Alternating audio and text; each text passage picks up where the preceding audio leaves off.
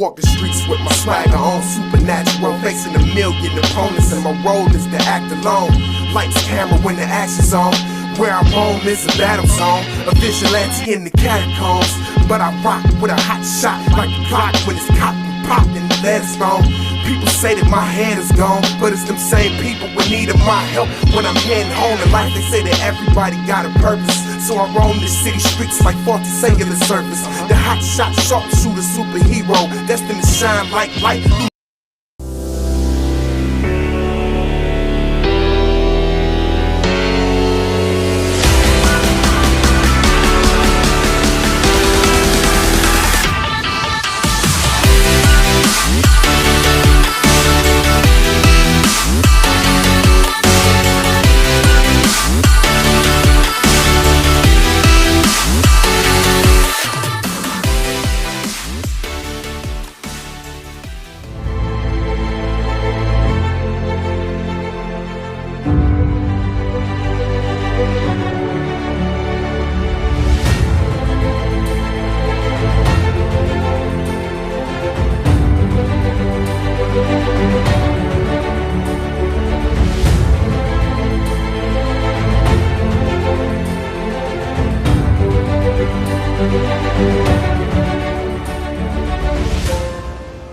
Here comes a new challenger!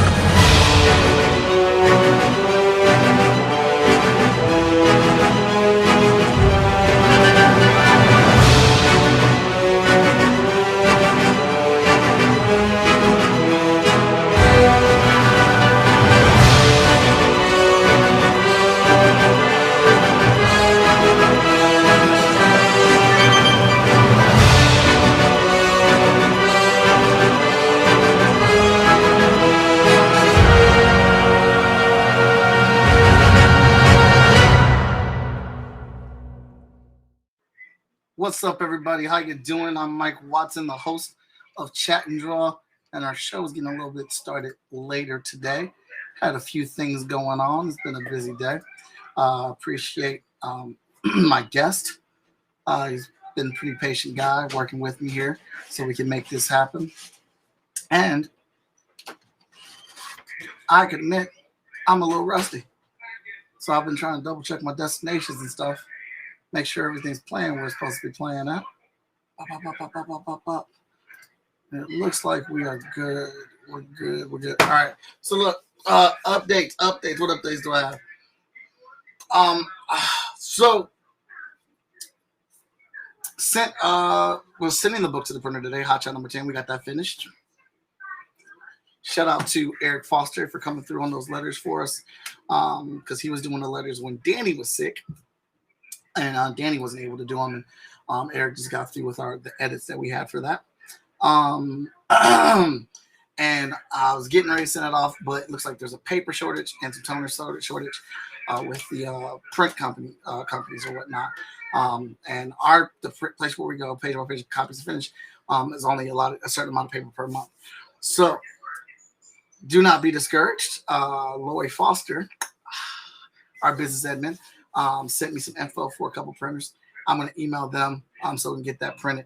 I know you guys have been patiently waiting to get your Hotshot packages, and I want to make sure you get all of it in one package. I know number 10 was a stretch goal that we ended up getting, and I want to thank you again for helping us attain that stretch goal, but I want to make sure everything that you got on your Kickstarter plus the stretch goal gets mailed out to you in one surefire shot. So thank you again for your patience. But know that is in process and that's happening, and we gonna come through because we still got another Kickstarter coming up for our Emerald Quest project. We got Spider Squirrel number 2 coming up as well on Kickstarter, and we will be launching the FSK website very, very soon. Actually, right after we mail off all the stuff for the Hotshot Kickstarter, we will be launching the FSK website officially. So, what up, Ryan? What up, J-Man? What up, Richard? So I think that's pretty much it as far as updates are concerned. I'm very excited. I think Hotshot number 10 is a very strong issue. I'm very much so looking forward to what you all have to say about it. My guest today, he actually did a blind table read with me and gave me some good feedback. So I definitely incorporated some of those things that we talked about into it, and I feel the book is the better for it. Again, it's a big issue. It's a big issue for me. You guys might just read it as another comic book or whatnot, but I hope you enjoy it. I hope it starts some conversation. And when you get it, I'd love to know what you guys think of it, whether that's the good or the bad. You won't be able to hurt my feelings, but good or bad feedback, I want to hear it. Opinions are opinions, and you might be seeing things from a different perspective from me.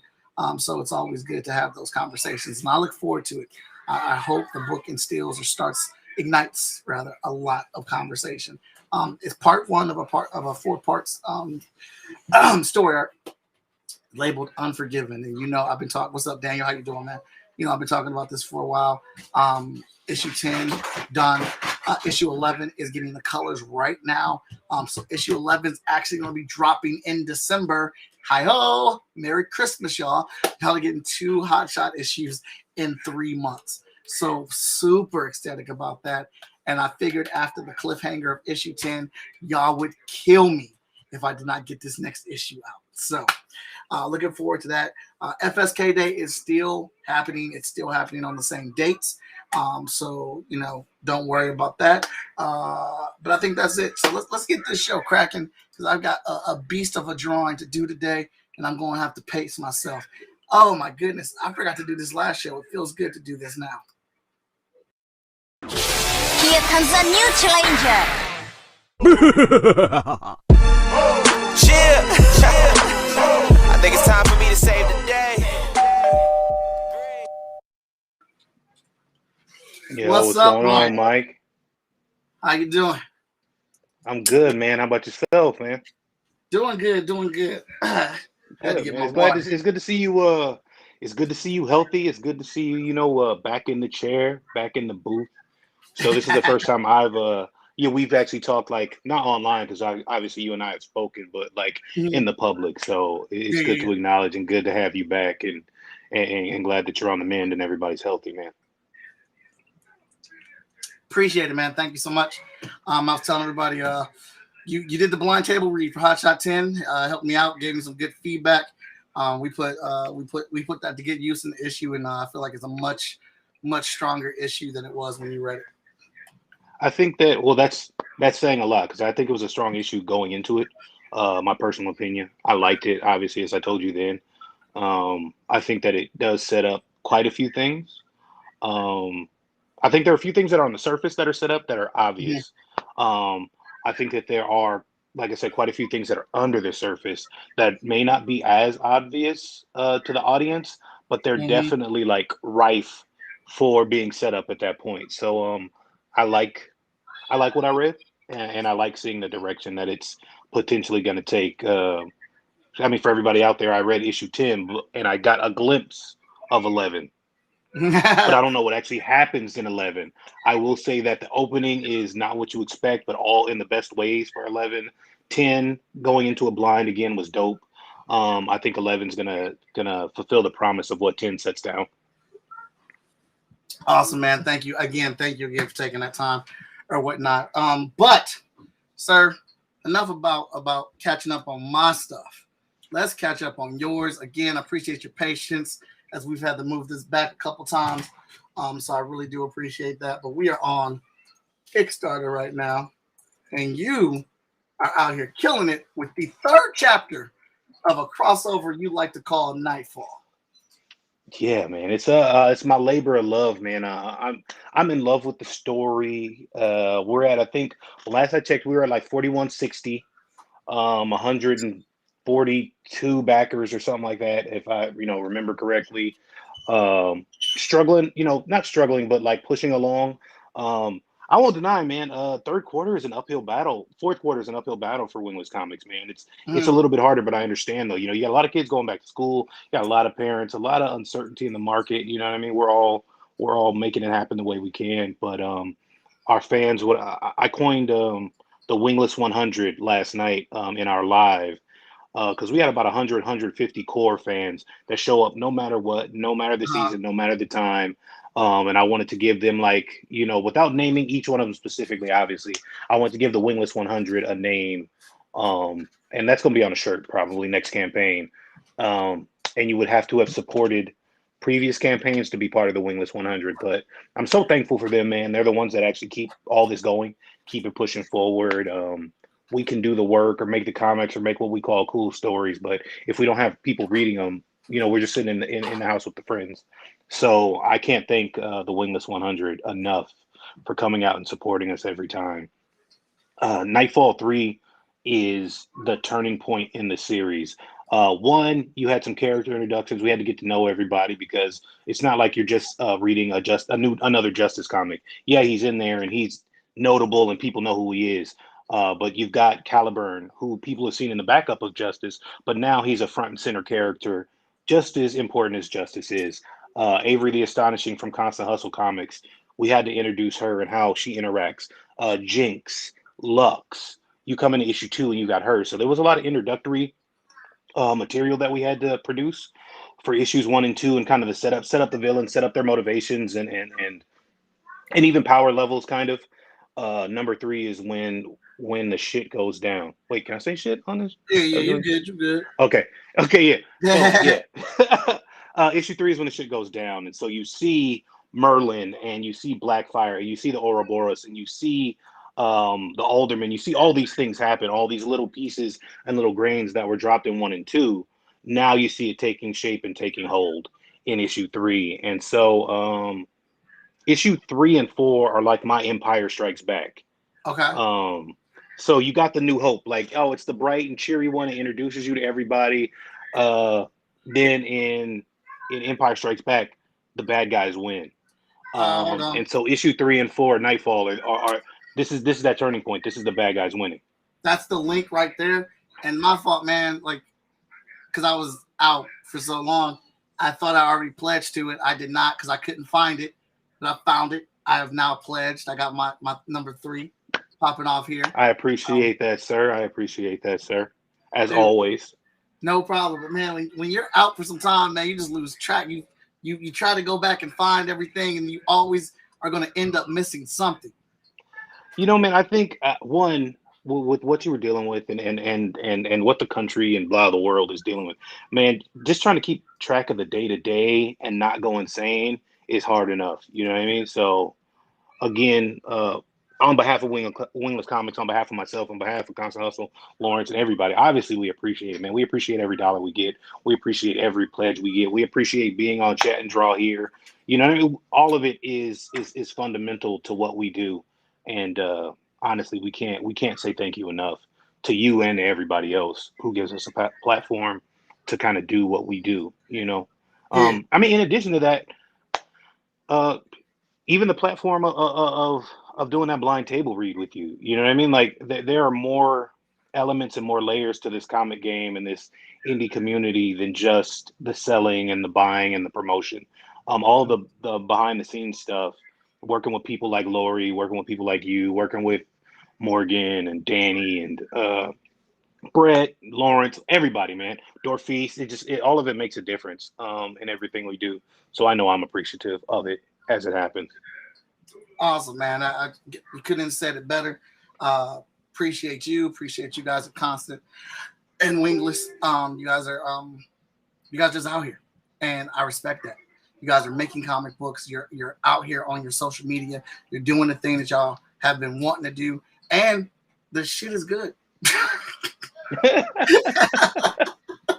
Thank you, because that came up. Honestly, that came up in the conversation yesterday, and it's okay. So we're in this weird field, right? We literally are in entertainment, even though we're like at the smaller end.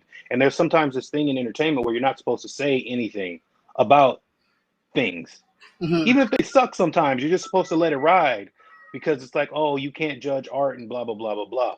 And while I do believe that art is subjective, there are objective things about art and about writing that you can say. Like if somebody's perspective is off and you say like, oh yeah, man, their perspective is trash, you're not judging the art, you're judging the perspective. You know what I mean? And so I think that there are times where you can do that. I think that if I came out and I wrote whatever I wrote and the craft of the writing was bad, and somebody's like, hey man, like this story, this is not complete sentences, this isn't A to B, you know, blah blah blah, they're not wrong.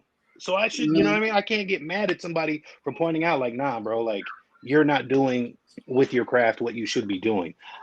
So it's a tremendous compliment when a fellow creator can say like, nah, your shit is good, right? Because a lot of people do it, but how many people do it well, if we're being frank and honest? Right. Yeah. That's Also, you better let me get on these colors, man. I don't know if you had planned on coloring it, but I'm already like, nah, let me just I want to do it myself. Let me have those, man. That is perfectly fine. But that you bring up a good point, man, because I worry about that myself, because you know, we're obviously creators of color. I want to support creators of color, but you know, there's times I look at some of the stuff, I'm like, well, I don't want to just support you because you're black, man, like, because that's not your thing, ain't good. Like, I mean, I respect you. You out here hustling, but that book ain't good, and I don't want to buy it. But then I get looked at like, we black, man, we're supposed to come together. You know what I do with that, to be honest with you, because obviously we've all had that situation a couple times. I'll support the first one, right? I'll support that first book at like a lower level.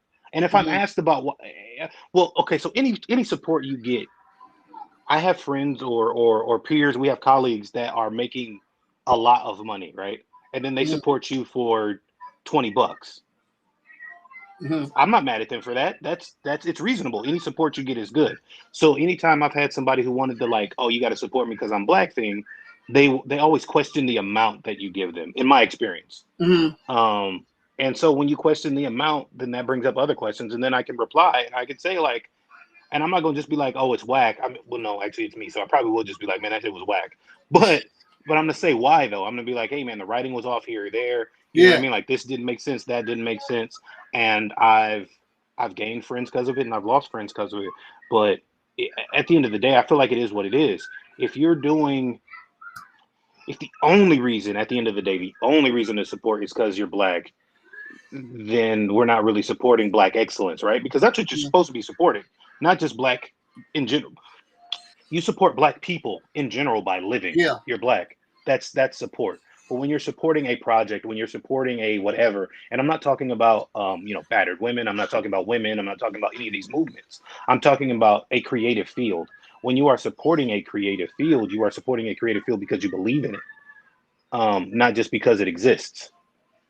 So I don't think it's a bad thing to tell people like, yeah, nah, you are black and you did do something, but that doesn't make it great. Like, do it well. There are tons of people, even in our market, obviously, that saw the X-Men, the 1990s X-Men cartoon, and were like, yo, I'm gonna do a comic book now. And it's written like the 1990s X-Men cartoon, which frankly is not good. You know what I mean? Like, I love the 90s X-Men cartoon, but if you look back on it, man, it's a little iffy in a couple places, you know? Oh, it is. But I always said it was a good format. It was a good foundation for 3 X-Men movies. Oh, 100% agree. 100%. And it really did galvanize a group of us, you know, some older than us, some younger than us, because we hadn't seen it like that before.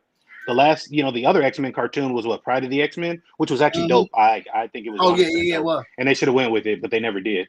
But it galvanized that whole group of comic book readers to continue and to go back and to read and it incorporated enough of the stories from the comics already to keep the audience going. So I think that's actually a good thing. But look, Thundercats is an amazing cartoon. That is a trash cartoon.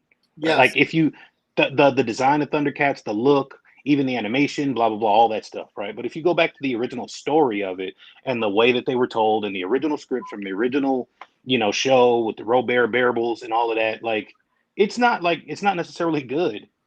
It's not a good cartoon, but it's a fun, imaginative one. And I think that X-Men was the same way. X-Men had some really, really golden parts, and it did some things that had not been on TV before. When you thought Morph was dead, going from episode 1 to episode 2, they hadn't done that in cartoons in ages, if ever.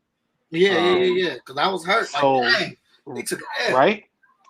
Right. Wolverine ripping up Cyclops' car. Like, I made you a convertible. You know what I mean? Like it was dope, right? So we hadn't really seen that like that previously. So for it to happen was dope. And so again, X-Men did a lot of really, really good things. And that 90s blue team, the costumes were iconic. You know what I mean? Like everybody knows, you could look and you could tell, like, on and on and on. So I think that they did some really, really great stuff.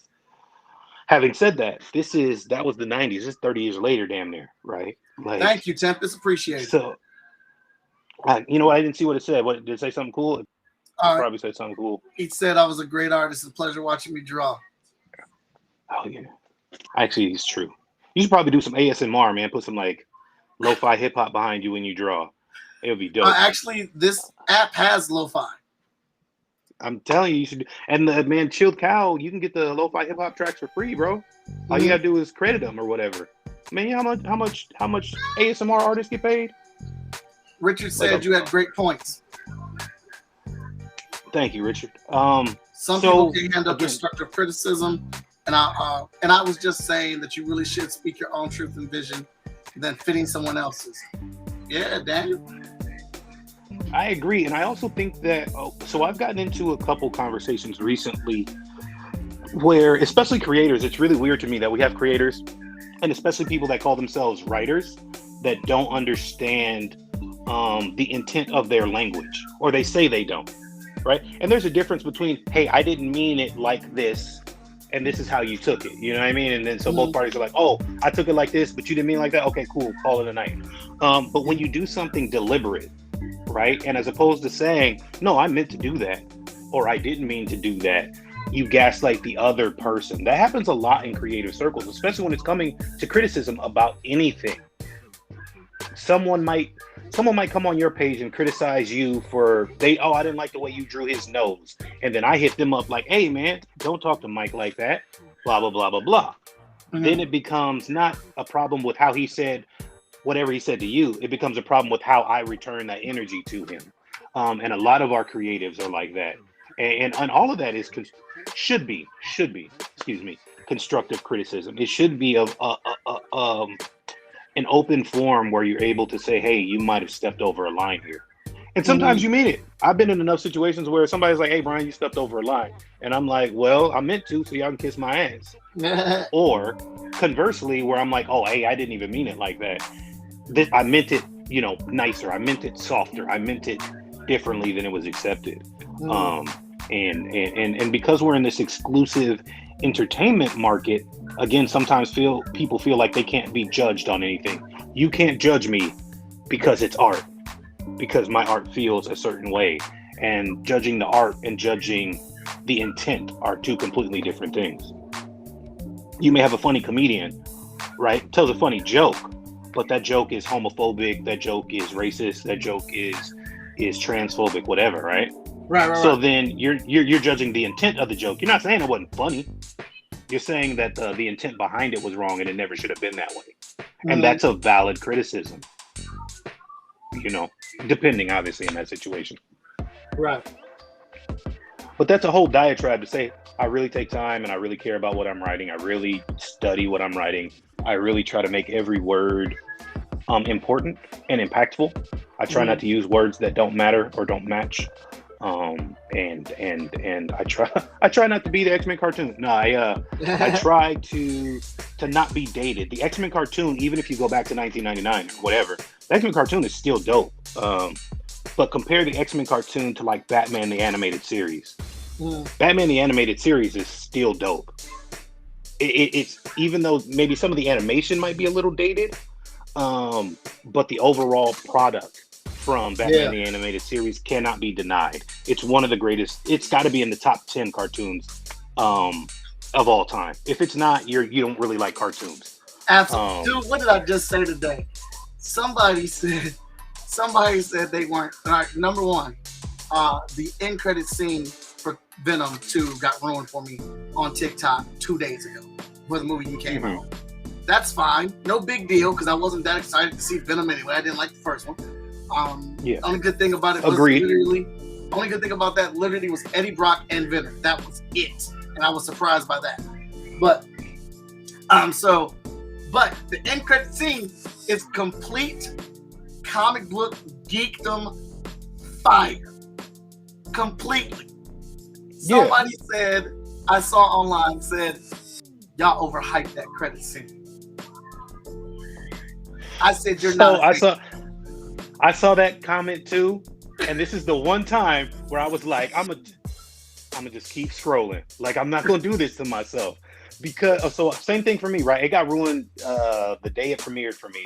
Somebody told me, like, I had gone to see Venom the day of the premiere, like what? Well, whatever. And when they told me about it, I was like, makes perfect sense. I was like, I don't know how. So I stepped out of the fan mode, right? And I was like, as a writer, I'm not exactly sure how they're going to link what they need to link to make it make sense. I don't know how they're going to pull that off.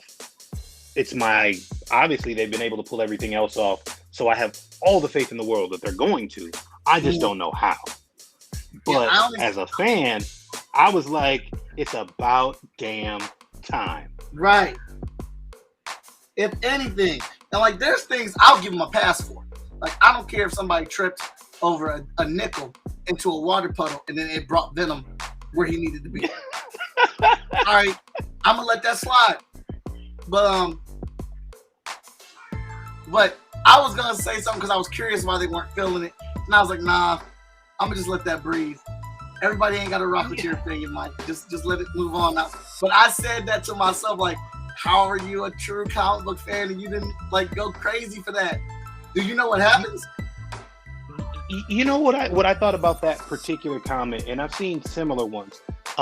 There's this like avant-garde thing where it's like, okay, so I'm a hater 100%. Like, we've been on the show and I've been like, this sucks, that sucks, whatever, right? I think that there's this avant-garde thing where you just don't like everything, right? Like the things that like should be cool or like, oh man, it's kind of dope. It's like, oh, I didn't like that. Oh, it wasn't that important. Well, I mean, well, damn. At the end of the day, do we think we're about to get another cat picking up the hammer scene right now? Do we think we're about to get another On Your Left, like right now? You know what I mean? Like, it's got to breathe a little bit before we get to that height again. Yeah. So I think about some of the first end credit scenes that we got hype about were all he said was the Avengers Initiative. I'm putting together a team, and we was hyped, right? Like, it was the best shit ever. We were acting like, oh, we can't go back to that. Like, we're starting. I don't think people get, like, we're starting from square one. You've got to rebuild the MCU, not as a franchise, but in universe, it's got to rebuild. Tony's dead, man. Captain America's gone. You've got to rebuild. So, like, how is it not? But okay, so we get that, right? But I also remember the same person who dropped that comment was geeking out when you could hear Scarlet Witch's children's voice at the end of WandaVision. And I'm like, bro, how could that get you hyped, right? But like the one in the end of Venom don't get you hyped. Yes. Because I got hyped. I was like, I don't care. I'm accepted. This is what's up. Right. This Right, is what's up. right, exactly. Bring because, it. like I said, Bring because, it. I mean, but do you know what happens in this credit scene? Yes. Okay. Hey, look, I'm going to let y'all know right now because I have to openly talk about this. Spoiler warning up. When this goes down, we are no longer talking about it. All right, 3, 2, 1, spoiler. Look, I am so charged up that this dude is in the Marvel Cinematic Universe now. Do you even understand? Like, I don't know if it was Doctor Strange's magic or it was the Spider-Verse portal.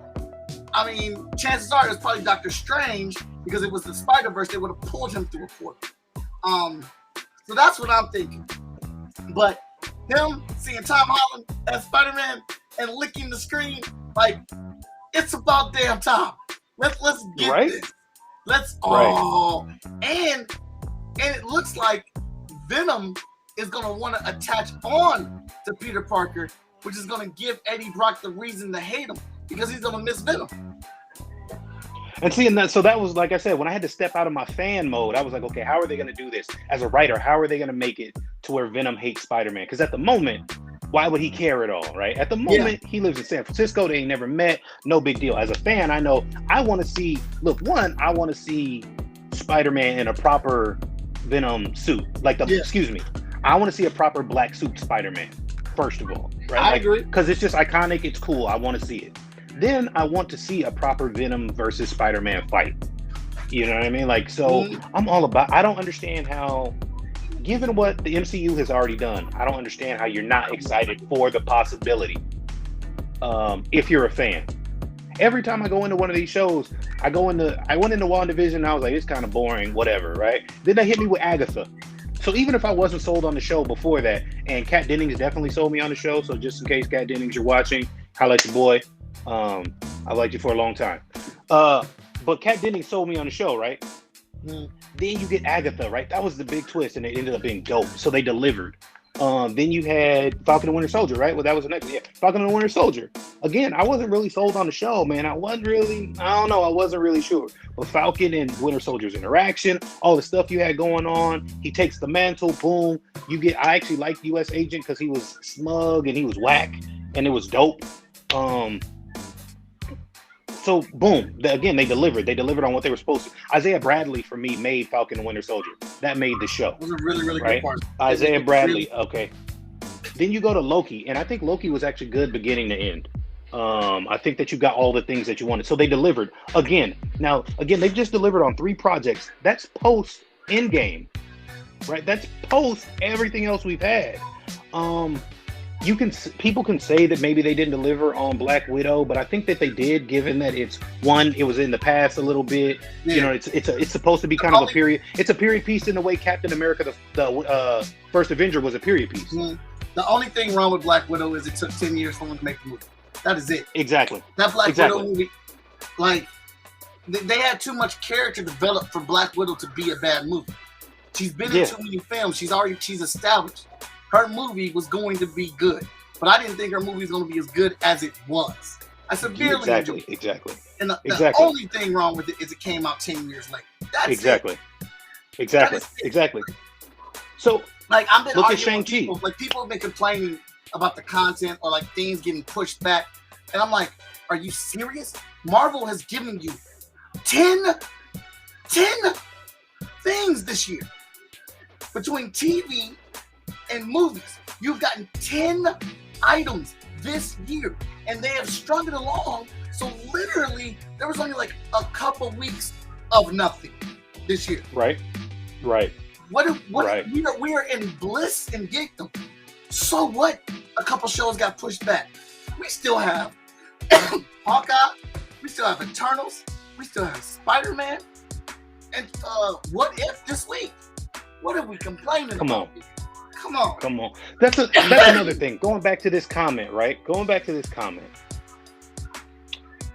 You geek out over What If, no matter what's going on. So the Doctor Strange episode of What If was pretty fucking weak. Now, you didn't like that one? there were parts of it that I liked, but if we're talking about in terms of like the 5 episodes that have been released, I think that would be on the lower end of the 4 or 5. Okay. But you get hyped for, oh man, evil Doctor Strange, bro. From the moment you go into it, it's a time paradox. I knew it was going to happen from the first moment, and I knew they were going to say her dying is a fixed moment in time in this universe. Whatever. Okay, cool. But you can get hype over that, but you don't get hype at the prospect of these two meeting up, of this character being where he needs to be, and especially after all of the talk about Spider-Man possibly leaving the MCU, which I knew wasn't going to happen. You know what I mean? Like, after this 3rd movie, we don't know what's going to happen.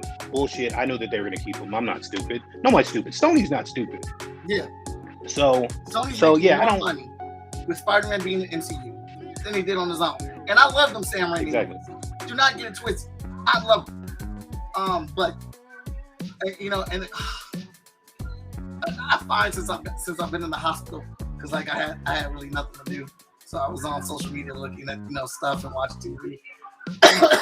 I just find my patience for some of the geek community as just went to like that. Yeah. Like we don't have a whole lot to claim. It's one thing to have a proper discussion about critiquing. You know what I'm saying? But the hate and anger that people come off with this stuff, I'm just like, Dude, ain't nobody got time for all that. right? There's something It's out there for you to like. It's crazy because I have seen a lot of people that I actually respect and I respect their opinions being like, Venom wasn't really a good movie or whatever. And I was like, damn, I really wanted Woody Harrelson to, like, you know, make it a dope flick. And if it isn't, it isn't. That's what happens. And I think that's like an objective thing where you can be like, I thought it was whack, right? Like, and they give their reasons why I thought it was whack. But again, to just not be overall excited that the stuff that I hid my comic, hide my comic, well, I hid them from the teachers, but I didn't hide my comic books from my friends, right? Like when I was in high school.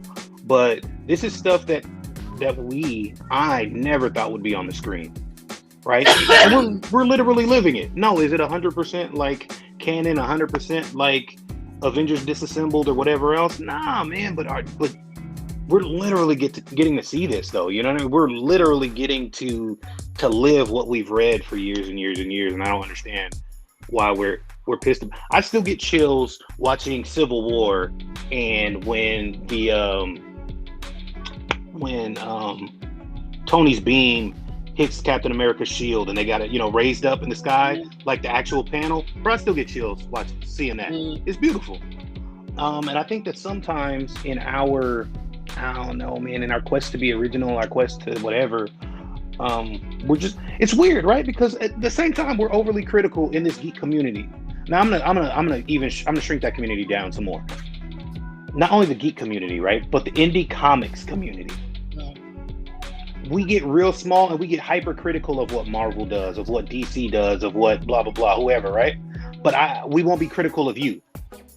If you put out a trash comic, we're not gonna say nothing to Mike. We're not gonna make Mike better. We're not gonna say, hey Mike, this comic wasn't good based on this and this and this, or this comic could have been better if you had changed this and this, right? On a real critique style. But we'll hate on Marvel for everything. We'll hate on DC for everything. We'll hate on, you know what I mean? Like, that doesn't make sense to me at all. Especially when we talk about building this community and the indie movement and kind of gaining speed and energy based off what Marvel has done. Yeah, man, because I absolutely want the smoke. And I had read through the book. I read through the book number 10 a couple times. I got Eric's feedback. I got Danny's feedback off of it. You know, we did editorial. And I was about ready to package it up and send it up to Brian. And I was like, I need somebody that hasn't read the book yet. I need a clear, because our heads have been so far like focused on all this stuff and working that we've just been in it. So I was like, I just need somebody who's not attached to it, who hasn't read the books, and just is coming in blind and just, you know, give me feedback on it and whatnot, man. And you need that. You need that because everything you do ain't gonna be 100%. It's not. Sometimes you're gonna slip. Sometimes you're gonna, you need to pick it up. Everything you do isn't gonna be perfect. And like I said, this story is really important to me, and I don't want the message of the story to get lost. I don't want the story to get lost. I don't want people getting distracted, by simple little, choppy writing or something like that takes them out of it when they're supposed to be having an experience. But to be the way that you're saying, you gotta have a strong skin. My brothers, Victor, Ren, and Danny, we don't compliment each other. We're not looking for compliments. Like we're trying to destroy each other. They're looking for everything. They're looking for everything bad because they already know we're talented. We already know we can draw. We already know we can write. We know this because we've been with each other. Damn, they've been my friends damn near 20 years. So we know all this about each other. Now it's about how do we get better? How do we sharpen that blade?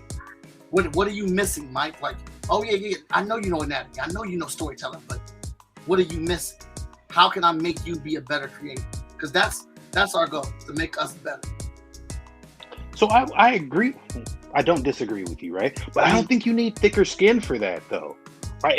And by that I mean, okay, so if you're already putting out a good product, right, and somebody has you tighten it up, you don't need a thick skin for that because you understand that. Now, I do think that when sometimes these feelings kind of get conflated, where people will call, I don't want to say hating necessarily, but people will give you criticism and not a critique, right?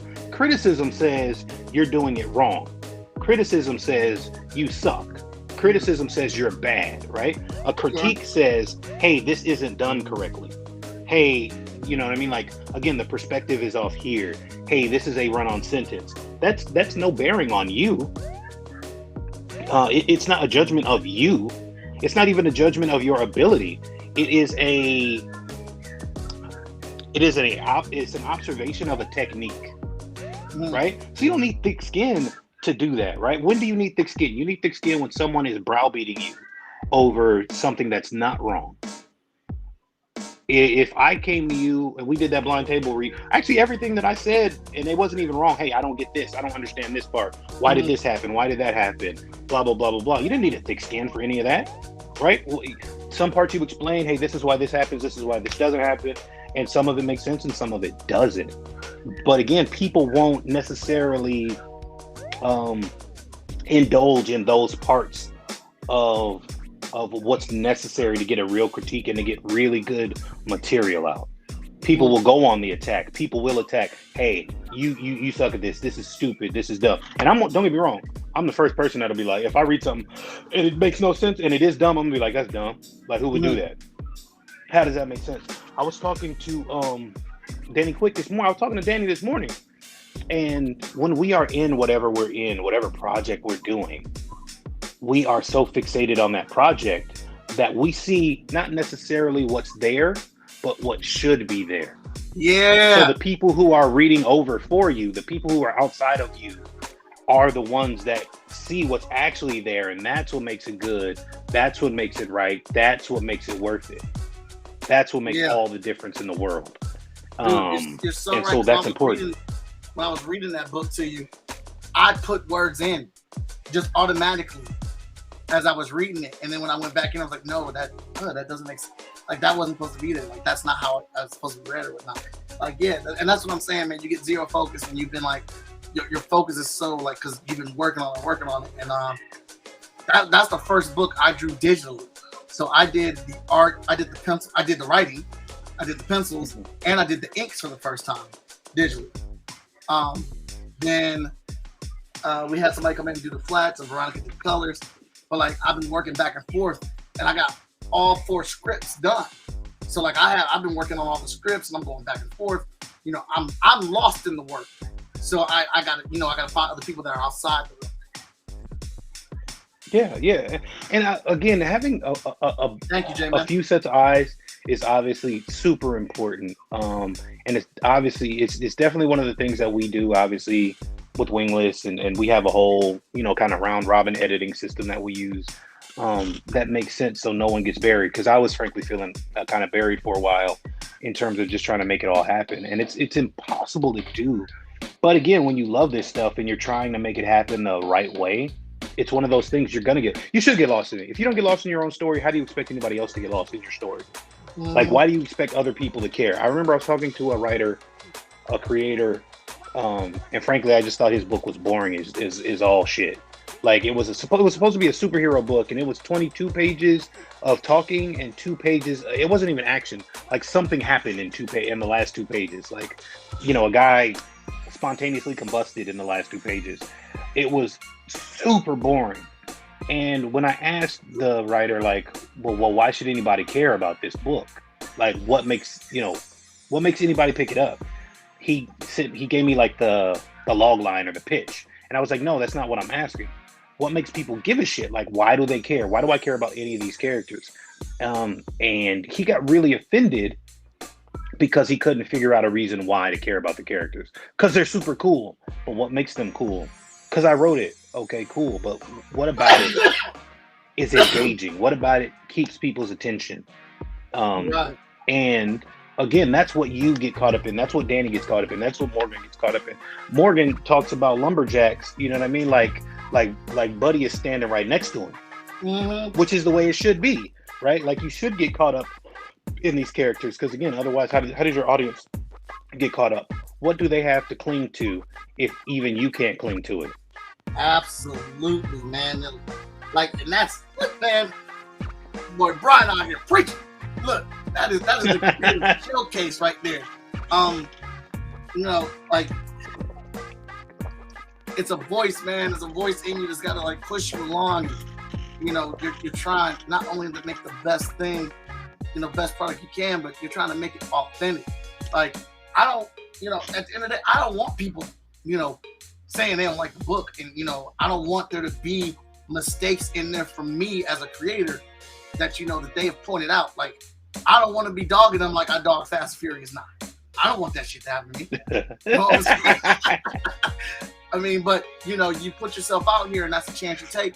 And all you can do is just like go back over to work within the deadline as much as you can. And, you know, and you get those outside opinions and you go through your circles that you trust to give you feedback and stuff like that. And, you know, luckily, I have a good community of people that I can lean on, and, you know, and give me genuine, honest feedback on stuff. So, you know, like I said, super excited about it. Like it's a much stronger product. And, you know, and I've always been impressed with you, especially like through this whole Nightfall series, how you collaborated and put this whole thing together with these characters while telling the story. And I think the biggest caveat I've always enjoyed and heard you say was, I got a book full of stars, and then how do we guide a story? Who is the story about? And then, you know, making that real and not just making a story about someone just because this person's character is A+. Good night, y'all. I'll come look at you when I get finished.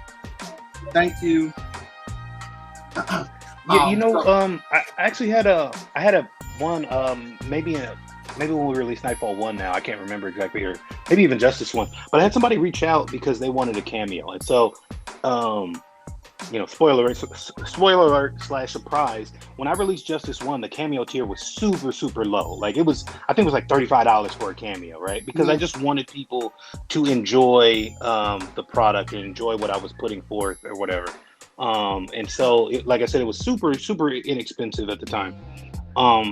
But then I had somebody hit me up and was like, oh, you know, what does a cameo entail? And I was like, a cameo, where like you get like a panel and you're in it. Like that's, you know, that's what a cameo is. And this person was like, oh, well, I do my cameos different. And, you know, my cameos have speaking lines. And I was like, well, depending on where your cameo is, they might, you know what I mean? But like, I decide that you're an artist and whatever else and blah, blah, blah. And the person was like, oh, well, you know, if I was doing cameos or when I do cameos, I don't have a problem. I can just rewrite the story around the cameo. Immediately, well, I didn't talk to the person about it, but I was like, well, that means you suck as a writer. And I mean, they suck as a writer because if you have, I'm not saying that you cannot deal with changes that happen to story, right? But if you're basing something around, like you said, stars or 5 or 6 people or whatever else it is, you're basing a story around a certain thing and you change it for a cameo. Like we've seen that on sitcoms a bunch of times, right? Like they changed the show, Urkel blows up, right? The show is Family Matters and it's supposed to be about Eddie and it's supposed to be about his dad. Urkel blows up. Every black man who was around at the time got called Urkel by some white person out there. You look just like Urkel. None of us did, right? But all of us got called that, especially if he had glasses on. This is the reality of it. That's how big of a phenomenon it was. And that lasted for a season. Lasted for maybe 1.5, right? But by then people had gotten tired of the shenanigans. If we really go back and are realistic about it.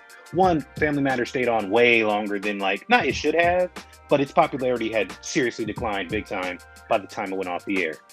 But they strategized the show around Urkel because he was the hot commodity. And that is a losing proposition if you already have a place you're going with your story, especially if you're talking about comics. You're talking about, I got 5 issues to do this and that. Why would you base something around a cameo? Because somebody paid $35 for it. Bro, you want me to base your story around you? You better give me my entire script fee. You know what I mean? Like, because I'm gonna have to rewrite my entire script. No, you're gonna pay for issue 3 then. You know what I mean? So you're gonna have to pony up a couple G's in order to get this done, because we're not, it doesn't make sense. Otherwise. Also, what I try to do and what I feel like I'm pretty successful, everybody will be able to tell me at the end of issue 5, is be fair and balanced. I've seen some crossovers that are, I don't know if they've necessarily hit yet, but like people have said that they're going to do them, or they have this or they have that. They get a pin up done or whatever. And frankly, dude, they're just weak. Because you can see that, okay, it's Mike Watson, it's Brian, it's Danny, it's Morgan, it's Daniel Calban, right? But let's say you're drawing it. So then your guy is front and center and he's the biggest thing and everybody else kind of just exists in his world. And you can see that. You can see that in art, you can see that in writing, you can see that in everything else. What I attempted to do, and like I said, people would tell me if I've succeeded or I've failed at the end of it, is to make the character that is the most important at the time, the most important. There are things that they will see in issue number 3 that I don't think that most current comic creators are necessarily doing a crossover. Spoilers, I can tell people because you still gotta read it. Justice gets mollywopped in number 3, right? Like, well, Justice has been taking lumps the whole time. Justice gets in a fight that he doesn't necessarily win in issue 1. He didn't lose, but he didn't necessarily win, right? Then you go into issue 2. You know, there are things that are consistently happening. I was scrolling online, and I got to stop scrolling online at some point in my life. And I saw this character design, and it was actually a pretty cool character design. But when you went into the powers, dude had every power in the world. He was like enhanced senses, smell, taste, touch, hearing, super strength, healing. He had molecule control and space-time. I was like, so every power. He's got every single power. Like, what is the point and what is the journey of a hero, of a character, when they can do everything, when they can beat everyone, when they can destroy? What's the fun there? What is there to even move towards? What is the threat? Right? Baylor is a threat because, as we've seen in issue 1, Baylor knows Justice from the past. Like, they were boys. So what does that mean? That means that he's highly skilled already, right? He already knows him inside and out. Like, these things matter, and portraying that in a way that serves every character justice is important, right? I can't have Avery the Astonished.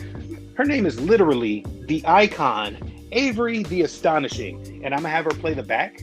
You know what I mean? Like, I'm gonna have her play small. That wouldn't make sense, but you see that so often because people are afraid to take chances with their characters, to be real with their characters, and frankly, look, Superman can beat all of our characters, bro.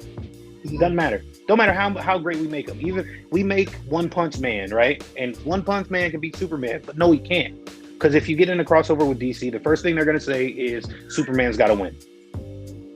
They're going to tell you that straight up. They told that to Marvel. Marvel versus DC. Superman's got to win. Marvel agreed. Okay, got to do what we got to do. So when people, again, when we're trying to tell these good stories, you got to tell good stories, but you also got to be fair. And I mean fair in terms of character. You've got to be able to take the L and to tell the real story that's behind whatever it is you're telling.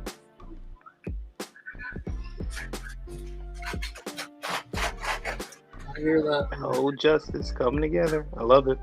I love to see it. I hear that. I like how that sounds, man. It sounds like it's a dangerous juggling act. My personal opinion, I don't really think so. But again, that's my personal opinion, and the way that I write. Now, I don't judge I judge everybody on my writing scale. Mm-hmm. But I don't expect anyone to write like me, right? So I don't necessarily, again, okay, so again, if you and I were in a crossover right now and you created or invented another character just for the express purpose of being stronger than what you perceive Justice, his power level will be, then yeah, that might be difficult because it would suck, right? Because you got all those feelings of everything else in here that go into it. Mm-hmm. Oh, my guy can't be beaten. Well, okay, well then why the hell do I have him here then? That's different. But again, if you're being honest with yourself and being honest with the characters, I don't know any good writer that's not said that the characters kind of took on a life of their own.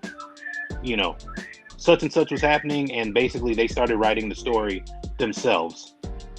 That is I think the hallmark of a good writer, because you're letting a story tell itself and not forcing what you want into the story. Mm. And so something like Nightfall was easy, man. Like, I cannot wait. We talked about it on a live. Malachi, Lawrence, and myself. We talked about it on a live. There is a panel in issue 4 that is my favorite panel of the entire series. Justice is nowhere to be found. Caliburn is nowhere to be found. Lux is nowhere to be found. Like it didn't need my characters to be this amazing panel.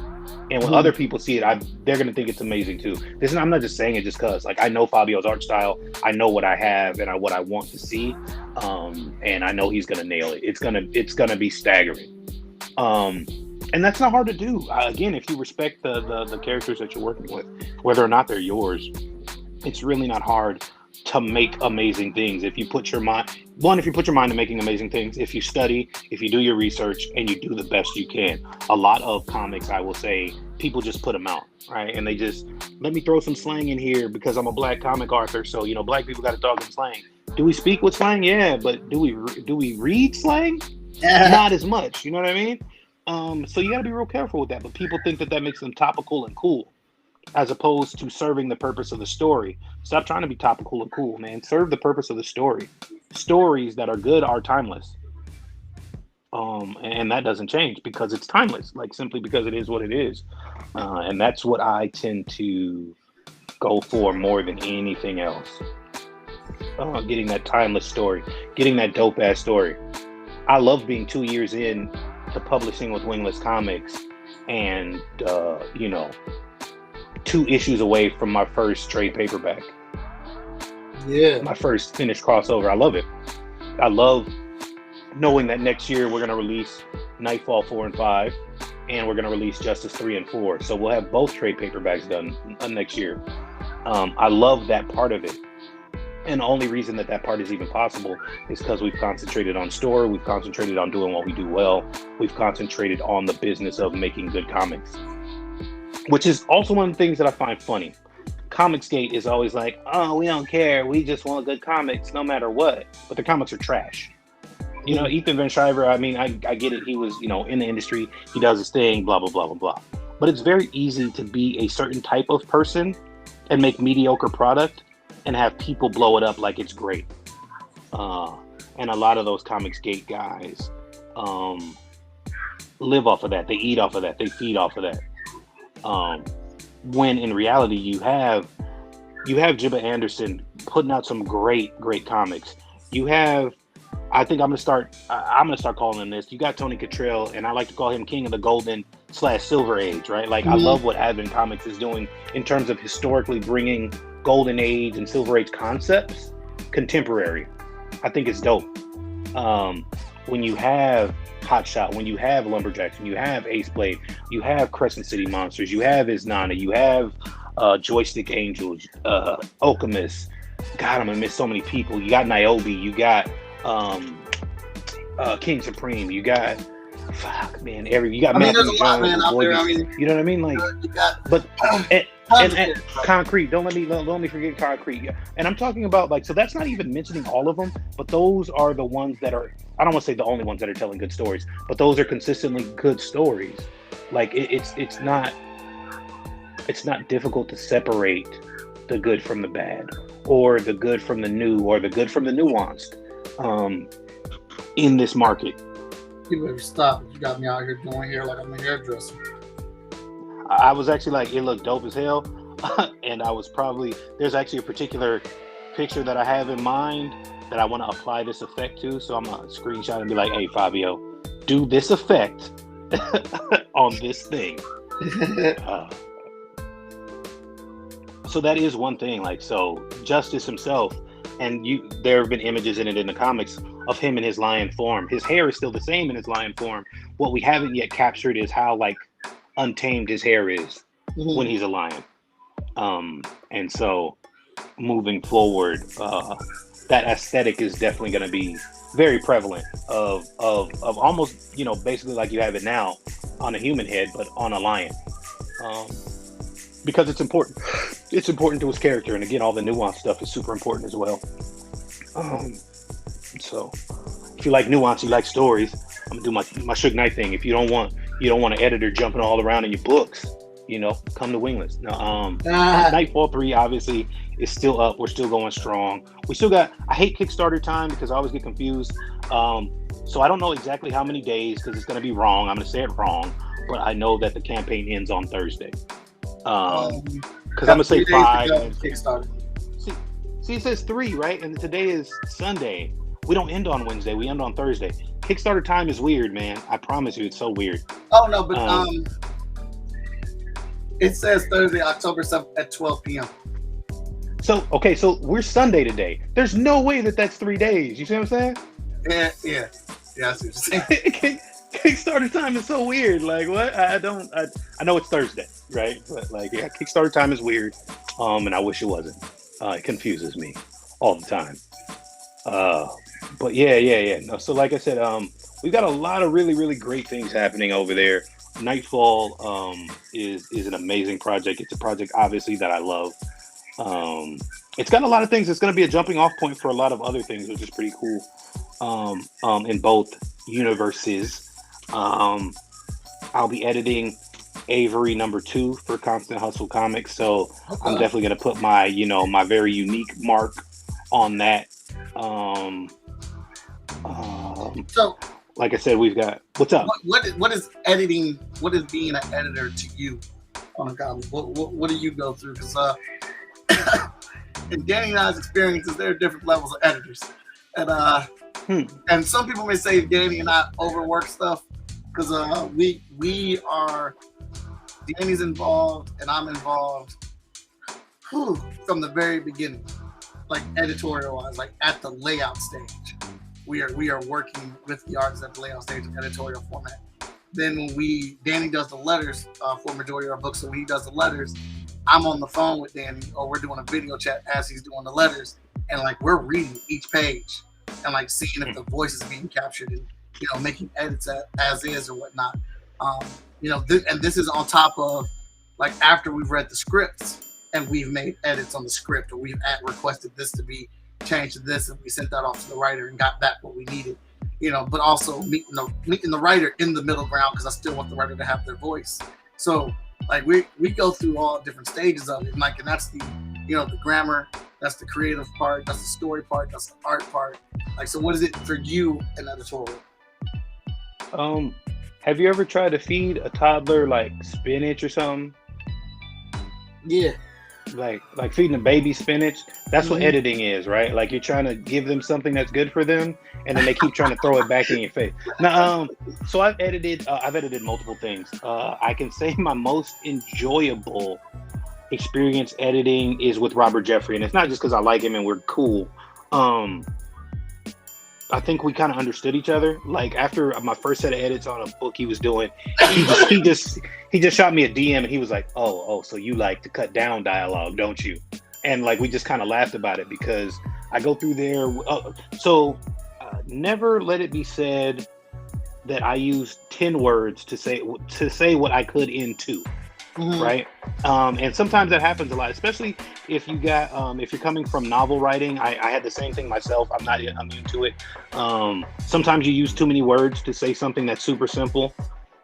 So even when I was talking to you when we did that table read, I was like, yo man, next time send me the script, right? Because I'm also a very visual person, so I can catch, in my opinion, I catch a lot of the things in the script. And that's kind of one of the things that I like to do. Obviously, I have, if we're just talking about working with Fabio at the moment, Fabio and I go over everything meticulously. I have lots of reference in my scripts. And so when I'm editing and when we're going through the process, he sends me thumbnails on a Monday or a Sunday, and then he'll spend the rest of the week working out those thumbnails. And I can tell him from the thumbnails, oh, hey. So when Fabio and I first started working, we had, I don't want to say camera issues, but he would switch from left to right. So let's say Justice in the picture you're drawing right now is on the left. In the next panel, he would be on the right without a camera turn, right? Without a difference in perspective in the room. He would just be on the right and be fighting. And I was like, that doesn't, our eyes don't read that correctly. Our brain would take time to work that out again, as opposed to it just being able to flow. So we had to do, learning the left and right and when we're able to change cameras. And so we do that in the thumbnail stage. And then I get, we go from thumbnails to inks to colors. and I do a lot of editing within the color process because I'm very, very particular about colors. I'm very, very particular about what blue people use for Justice. I'm very, very particular about what brown of his skin. You know what I mean? Same for Caliber and same for all the characters. And I give color palettes on purpose because I don't want it to be wrong. Lettering, I work heavily with rune makers. I do a lot of lettering myself as well. So lettering's pretty easy. So the process that you and Danny do in terms of lettering, I don't have to do that. It's me. I'm gonna cut you off. I really love your dude's hair, man. I told you. Oh, you thought I was joking when I said I'm gonna use this as reference. Okay. No, I wasn't. I don't have to say things to impress you, Mike. I meant that. I literally meant that. Yeah, that's gonna be something that we reference all the time. Actually, now.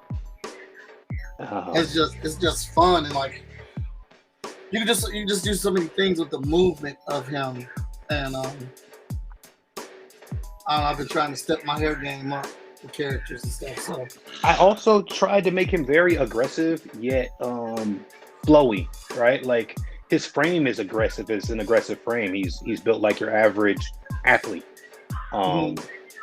But he's got a flowing skirt. He's got flowing hair. He's got wings, right? So you get I like the yin and the yang of how his character is put together. And that was part of the point, to have this, I don't know, dichotomy of not of a man, right? But a dichotomy of a man, being that he's a man, an angel in a man's body kind of deal. But yeah, no, so editing, I think that that's a little bit difficult. It depends on what kind of editor it is, right? Because if you just have someone who is an editor for the script, then that's all they should be doing. If I didn't hire someone to edit the layout and the this and the that, bro, your job is a script. Don't ask me about anything else. But I think as the editor-in-chief of a publishing company, I have to have an ability to see all of that stuff. An ability to know when it needs to be right. Malachi and I have gone through several drafts of her issue number 1 in the editing stage. I went through several drafts of Immortalis Zero with Brett in the editing stage. We are currently in the middle of, I think, the second or third edit of the Saber Initiative number 1 with JL Johnson. I edit Justice and Nightfall and everything else for that matter up to the moment that we send it out in digital rewards. I'm always checking. I'm always seeing if there's again, by the time we get there, most of the art obviously is already done and there shouldn't be any issues. But again, I'm editing the lettering up until the very last moment because I think it's necessary. Yeah, I like that. And you know, I also think there are small things. So in issue 2 of Justice, issue. It's actually issue 3 of Nightfall, and you guys will see it. I had to think about it. Sorry, issue 3 of Nightfall. Caliburn actually takes his hoodie off, and I think that's important when he takes his hoodie off. Not that it does. It's not a shocker. Nothing crazy happens, but I made sure that he had like a good taper. You know what I mean? Like his fade had to be crispy. You know what I mean? Like his lineup needed to be crispy because we don't get that. Even if they do it, a lot of times it's like a bowl cut lineup. I was like, nah, man, we got to fade this. You know, it's got to go from black to like that gray to like nothing so that his skin goes the same way, just like when we get an actual fade. Like, yes, sir. This is Procreate that I'm using right now on iPad. So I think those kinds of things are important. That's awesome because at my day gig, we interviewed an artist.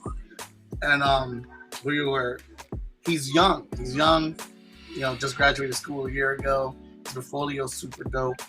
And we gave him this character design that he had to mimic. He had to mimic one of our characters, but, you know, put his style on it. At my job, we're working on a series of children of brown and black kids because we want to reach more colored children and whatnot. And that's all Asian, Latino, Black kids, Filipino, all colors. Is to help them understand math better. So we're creating these characters that look like them. And so we designed a bunch of characters, and for the hiring test, we say, take this character and do them at 3 different age ranges: kindergarten, 3rd grade, and 5th grade, and use our 5th grade model as your example. So he did this, knocked it out, and we're looking at the details, and my boss she caught it before I did, and she was like, "Does he have a fade? Did he put a fade on the boy?" See, that's what I'm saying, man. He didn't have it in kindergarten. He didn't have it in third grade, but in fifth grade, when his confidence was up, the boy had a nice crispy fade on. And I was like, and he did this. It was super simple, but I loved it. It told so much about the character. So in kindergarten, he had this big ass smile and a chip in his tooth. In third grade, his smile toned down, but he had braces. In fifth grade, that big smile was back because the braces was off, his teeth was fixed, his confidence was back. And I was like, dude, I love all that subtle storytelling that you're telling right now. Yeah, man. I think some of that gets lost too, man. But I think that makes, in our quest to, like you said, connect with people and make it like it's their story, sometimes we forget that. I had an interesting conversation with a friend based on the Wonder Years. And she was saying at first, she asked me if I had watched it, and I was like, nah, not yet. I was like, but I'm gonna watch it right now, right? So I ended up watching both episodes that had premiered at the time. And I was like, oh man, I told her, I started to text back, oh man, I loved it. It was dope as hell. And she was like, oh, well, it was kind of cool, but like the second episode seemed cliche to me. And I was like, in my mind, I was like, I told her, I was like, oh man, I loved it beginning to end. Like, it is what it is. I started thinking about her saying it was cliche. And she's not wrong. It was cliche. Episode 2 was cliche. The difference, though, right, is that Black people don't really have a chance to be cliche among themselves. The story, think about it. The story itself of, oh yeah, my best friend kissed my girl, but then we still gonna be best friends because she don't like it. That's a cliche as hell story.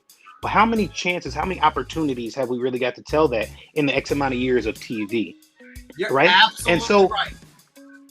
You can have, don't get me wrong, you can have maybe 20 times where that's the case, right? 20. But if you think about how long TV has been TV, sitcoms have been sitcoms, 20 instances of that is nothing, right? So when we're talking about, and I apply that to something like him having a fade, right? When we're talking about comics, yeah, we got Luke Cage has been around, but he bald. You got Icon, who got like, he ain't got a bowl cut, but homie had like an old school flat top. You know what I mean? Like all these guys, and don't get me wrong, I'm not shitting on Milestone. I'm just saying Black characters, right? T'Challa's always had like the little baby fro. You know what I mean? It really wasn't until we got Chadwick. Now he got like a little curl fro. You know what I mean? Like we've had so few times to have things that are intrinsically us that it makes all the more difference when we get it. Yeah. You can have a white dude with a bowl cut. Why? Because they literally have bowl cuts. You go in the hood with a bowl cut, you get clowned for having a bowl cut. You know what I mean? Like it's a big thing. Taper fades and Caesars and on and on and on. That's been our that's part of our culture just as much as anything else. But it's just barely becoming not mainstream in terms of TV necessarily, because TV is an actual person getting paid and they're going to go get their hair cut, right? But comic books is you as an artist having to remember that that's the case. That's you as the colorist having to remember that's the case. My colorist now, I love Nestor. He's a great colorist. He's been my colorist since I started drawing Justice, since he's been put into production. But Nestor isn't the one who put the fade on Justice. I did that from the inking stage to make sure all he had to do was go drop in the color and it was going to be right, because it's an important part, again, of our culture and who we are. So whereas for other people, certain things might be cliche, or people are used to seeing straight hair only, or bald-headed. I'm bald now, bald-headed guys with beards. Yeah, but we are so much more. And the things that we are so much more while we are them, they're so much more important as well. They represent so much more than just a taper fade. A taper fade just ain't a taper fade, man. It's establishing the character as truly ethnically Black. Yeah, you can color people Black all day, but ethnically Black is different. Yeah, I was reading Image Comics Excellence, and it was a good book. Real good book. But when I got to the part where his grandmother was lining him up in the barber chair, and then he went to the spot, and his boy was like, "That line up crispy. Grandma hooked you up." I said, "This is my new favorite book." Right, like, right. How often do I see that in the comic? Exactly. How often have I seen that? Never. I've never seen that in a comic book. And that portrayal of it, like barbershops are homes for us when we go on barbershops. And like as long as you go in there, man, and you got a good attitude and cool, you instantly become part of that clique in that barbershop. Sports, bro, it's a movies, temple. TV, all of it. Exactly. It's our English, I'm not an American gentleman's club, but like it's our English gentleman's club, you know what I mean? Where you can go and you can just talk about whatever is topical and get advice. And it's a place of gathering for us because we all have to go. Bro, I don't know how many years, and again, I've been bald for a long time, and I don't have a barber out here in California right now because my favorite barber is in Vegas, and my other one is down in Moreno Valley, which is kind of far from me, but whatever. But bro, I was going into the barbershop once a week to get my beard trimmed. Like, did I need to? Like, if we're being realistic, nah, but did I need that community? Yeah. There are so many things, again, culturally black, and everyone who is black is culturally black as well, because we were all raised the same, right? Like, we all know when Anita Baker comes on, it's time to clean the house. We all know, you know what I mean? Like, there are certain things that happen that are intrinsic to like the black experience and how we get down. And the barbershop, that scene in Excellence to me was like every time I've seen Cap and Wolverine talk in a bar. Yeah. You know what I'm saying? Or Peter Parker and them meet for coffee. And you know what I mean? Like it was, to me, it's that important and it's that topical because it's the same experience, honestly. Their experience, those characters' experience is coffee. Their experience is going to get a beer. Our experience is like oh no, hey, you play baseball. Yeah, right. It's also a social standing thing. If we're being honest, man, like if you come off the block looking stupid, off of a cut, you're about to get clowned. Like get used to it. Everybody's gonna make fun of you. That's part of growing up. That's part of being part of this community, right? So like, it's a rite of passage to look that clean and to do that, especially when you're talking about a comic like Excellence, where it's literally about being the best at everything, right? Like it's excellence. Yeah. So I think it was very topical. I definitely had Brandon sign my copy when I saw him last year at Black Comics Day. So I was real happy about that, man, because, you know, I had to get that. Hopefully he'll be around Black Comics Day this year, or in 2022 is what I should say, in February, because that's going to be an experience again. I can't wait for that as well. Wingless Comics is definitely going to be in there. Definitely going to be slinging these comics. Definitely going to be back with all the boys and girls. So I can't wait, man. I think it's I think that there are a lot of cultural aspects of who we are and what we are that we are getting to showcase, and we are getting to showcase that, right? As opposed to someone who is not from our culture saying, hey, look what I did for you. Hey, look what I put on display for you. Hey, look at this piece of your culture that you can talk about or be proud of now because I displayed it for you. We're getting a chance to do that ourselves and to do it the right way. You know, I believe that I look at like Luke Cage, right? Luke Cage in the comics is one color. Luke Cage in the comics is lighter than I am. But then you have Michael Coulter play him in the show. So I love that in indie comics, in new comics, in comics where you have Black people being able to take the reins. You can actually, Storm is actually the color she should be, right? Like she gets to be a darker skinned goddess. She, you know, you get Luke Cage darker skinned, you get Miles, you get Virgil, you know what I mean? With these vast color palettes, and we're not all just one shade of brown or whatever. I think that's important. And I think that lacking that kind of dehumanizes people within this market. I'm not going to say that comics lead to the degradation of everything, right?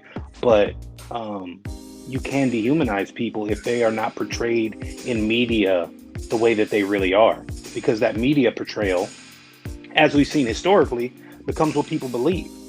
Yeah. And so I think it's very important. I think that there are a lot of things that contribute to it as well.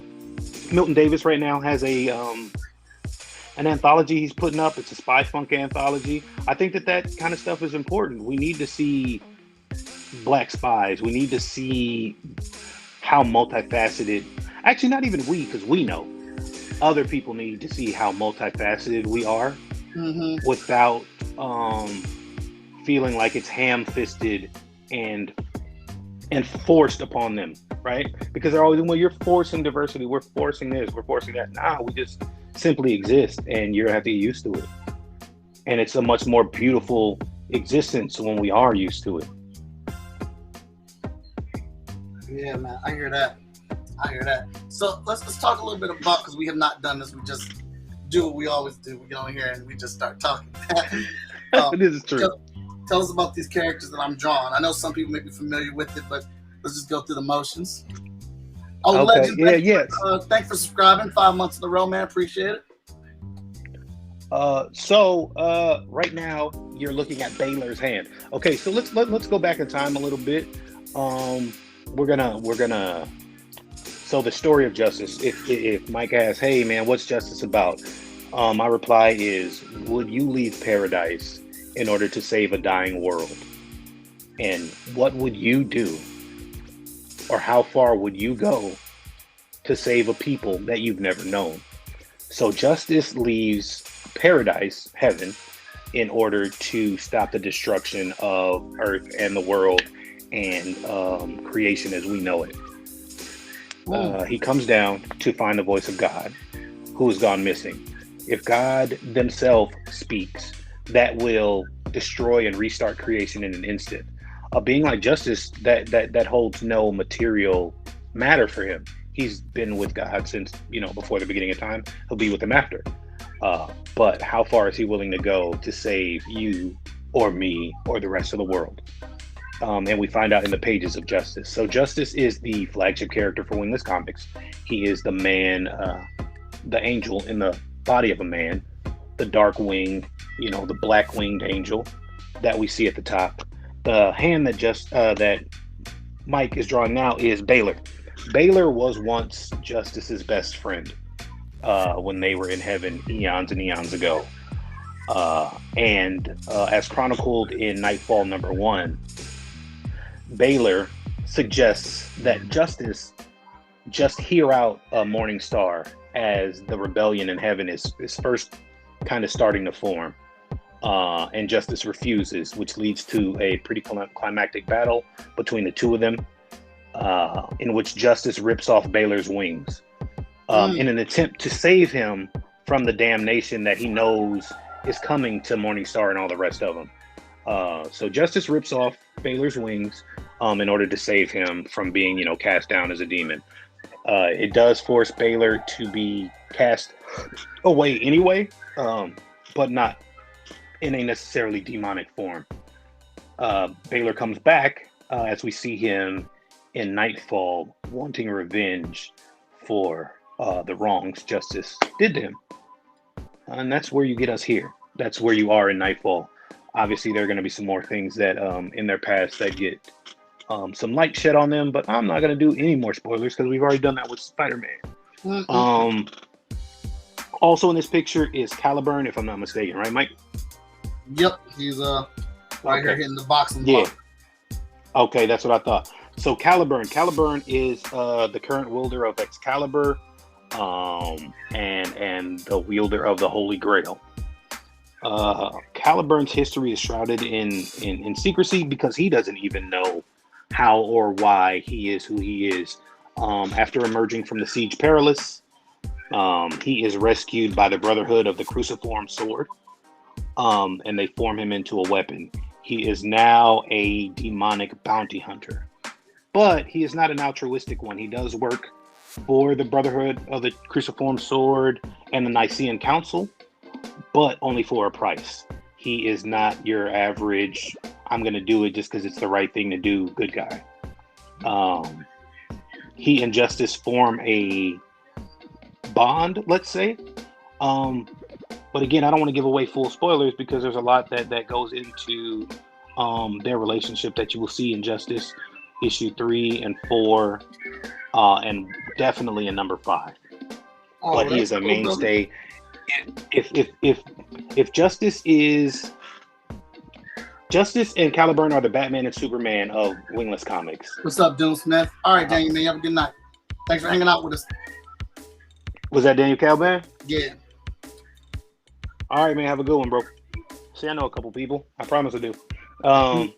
Justice and like I said, Justice and Caliburn are like the Batman and Superman of the Wingless Comics universe, and so where one goes, the other will follow pretty quickly.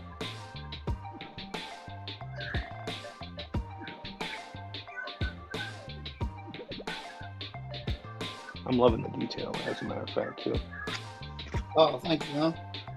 Like I said, you always bring me over cool characters to draw. And I always have a lot of fun things on them. We try, man. We definitely try to do something different. Definitely try to create some characters that are just not Marvel copies, you know what I mean, or DC copies. Even though, like I just said, like I literally just said that, you know, they're the Batman and Superman, right? But that's more in not personality, but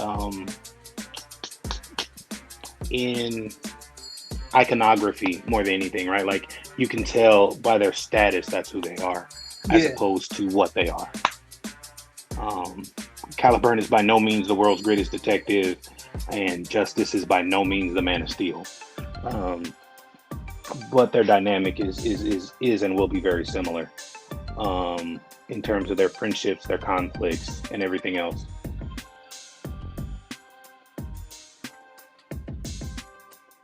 Also, Caliburn is backed by, honestly, by popular demand. Caliburn was just going to be a backup feature.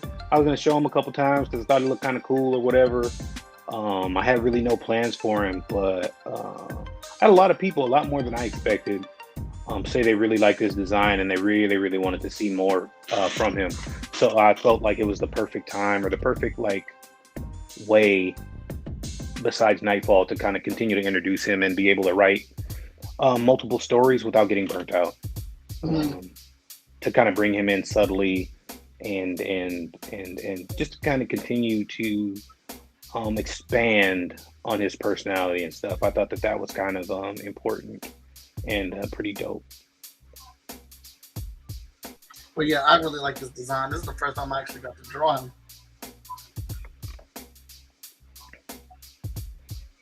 So, off the subject, and as an artist, what do you feel about this? So I just finished watching the Baki series on Netflix. I'm in the midst. Now, I had started it. What? I said I'm in the midst of watching that.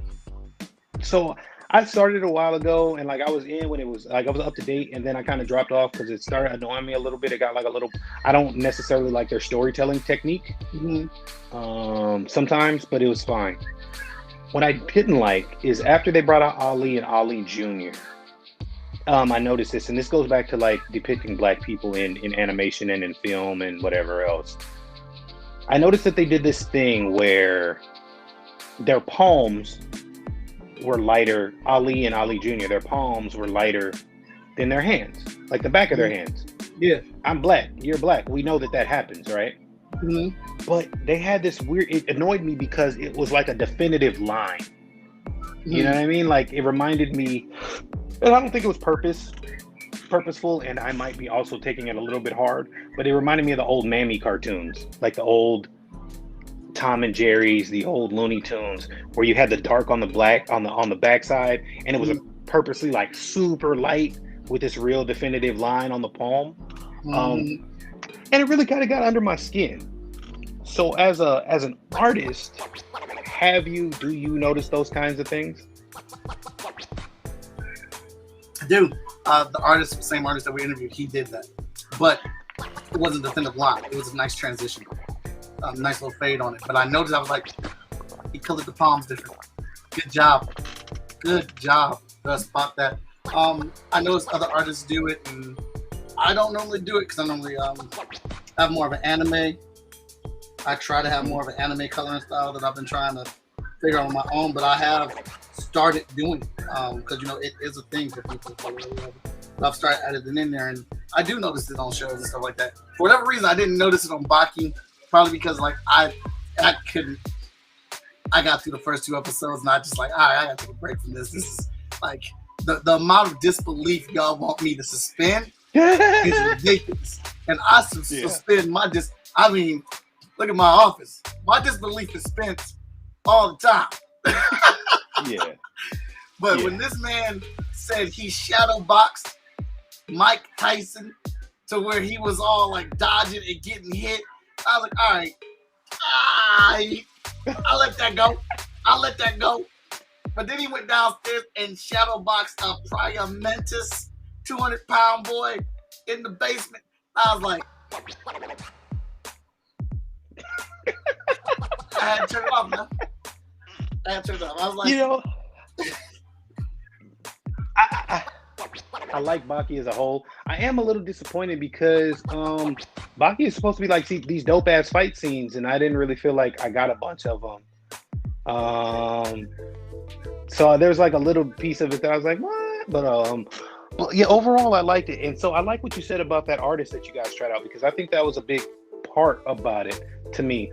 The fact that it didn't have a blend, right? If it had gone from those colors and it blended, I don't think I would have batted an eye. It did, like I said, the fact that it didn't blend, that was what really stood out to me. And to me, it's one of those nuanced things. To me, it's not the same, but it's pretty similar to when they don't give somebody a crispy fade. You know what I mean? Like, yeah, when they give somebody a bowl cut, it's the same kind of thing. And it's like a lack of like, I don't necessarily know if like knowledge is the word, but pretty much a lack of knowledge and nuance. And in some cases, some sensitivity. Again, I'm not chiding them for it. It's just something that I noticed. It's something that stood out to me. I think overall Baki is a very good, very nice production. And I'm gonna watch the newer series, Baki Hanma, that just dropped or whatever. Yeah, but see, that's the one I'm on right now because I watched the first. Oh, okay. I don't know, man. Like I'm because like.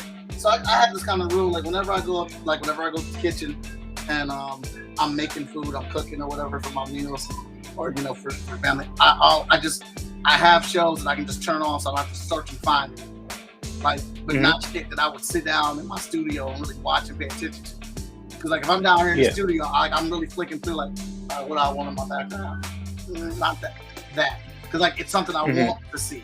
But if I'm upstairs, I just grab something real quick that that's on that I can watch that doesn't require my patience or whatnot. And Baki was the one that I picked.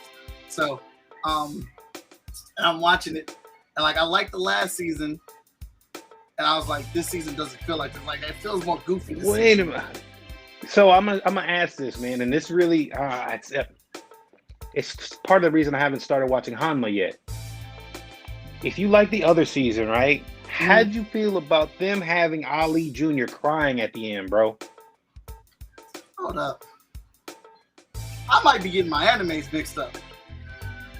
Because there's another...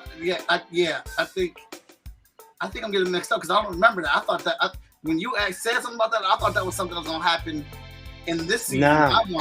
So I think you're watching Baki Hanma, right? But I don't think you finished Baki. Okay. Baki has 3 seasons under its belt. It has the same character, so Ali Jr.'s in there and stuff too. Because Baki Hanma, I think, is the next part after Baki. Okay. Because there's another one with a fighter that's really a fighting thing as well.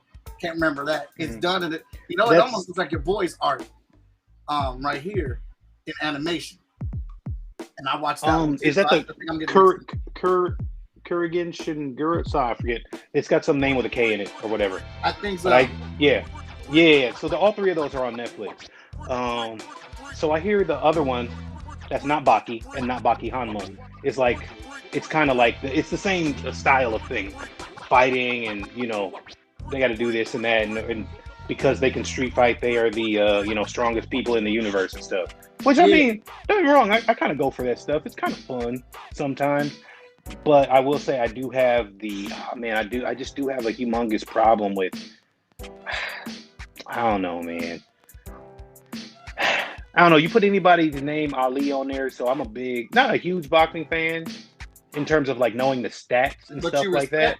But like I love boxing though, right? Like I watch, I don't know how many YouTubes on old boxing. I watch old boxing matches. I'll watch the Rumble and Jump. You know what I mean? Like, I'll go back and watch this because I love it. I love the sport. So I have a real problem when you say, like, you know, you got a guy, you know, Ali Jr. lost the fight and he's crying in the locker room. You know what I mean? Like, I have a real issue with that. You know, I have an issue when people try to play Mike Tyson, right? Like, Mike Tyson was insane. And people don't really, his training regimen was ridiculous. How much work he put into it. And I know that, like, he lost to Buster Douglas. Yeah. But that's because he didn't train at all. Also, Buster Douglas took that same 11 count that he took, right? So both of them, I feel like kind of both of them won and both of them lost. Because if they had counted Buster Douglas out the right way the first time, he would have lost the match. It is what it is. A bigger loss for Mike Tyson was the fact that they put him in jail for as long as they did. Without being too anything else. I'm always a believe the victim person.